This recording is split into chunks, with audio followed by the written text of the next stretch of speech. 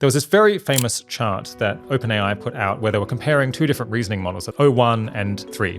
And O3 really wowed people because it was able to solve some of these brain teaser puzzles. They were able to get like an 80% success rate. But you point out that if you looked really closely at the graph and you properly understood it, it was actually consistent with O3 being no better than O1, despite the fact that the dots on the graph for O3 were an awful lot higher than they were for O1. You see these graphs of this, it looks like steadily increasing progress, right? This kind of straight line. As you put in more and more resources, the outputs go up and up and up. But if you look more carefully at the horizontal axis there, that you see, oh, hang on a second, each one of these tick marks is 10 times as much inputs as the one before. And so in order to maintain this kind of apparently steady progress, you're having to put way, way, way more resources in, 10 times as much inputs in order to keep the progress going. And that's going to run out of ability to do that. And I actually looked into how much compute it was. And in order to solve this task, which I think costs less than $5 to solve a Mechanical Turk, and which my 10-year-old child can solve in a couple of minutes, it wrote an amount of text equal to the entire Encyclopedia Britannica. 1,024 separate independent approaches on it, each of which was like a 50-page paper, all of which together was like an Encyclopedia Britannica.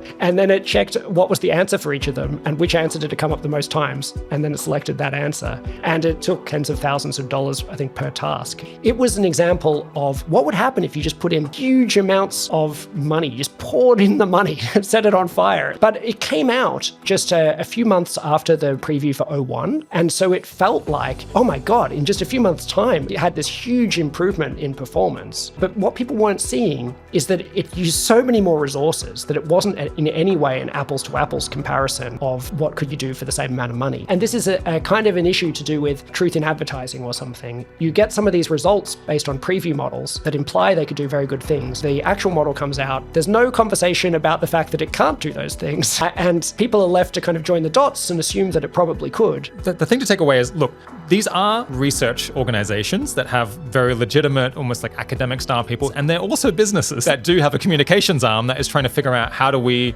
get people to invest in this company and how do we get people excited about using these products. And there's this to and fro inside the organization about how these results are presented. And when you read the press release, you need to have your wits about you. You need to be a savvy consumer. And if you can't understand the technical details at all, then maybe you just need to wait until someone who does is able to explain to you in more plain language, like whether you should be impressed by X or Y or not.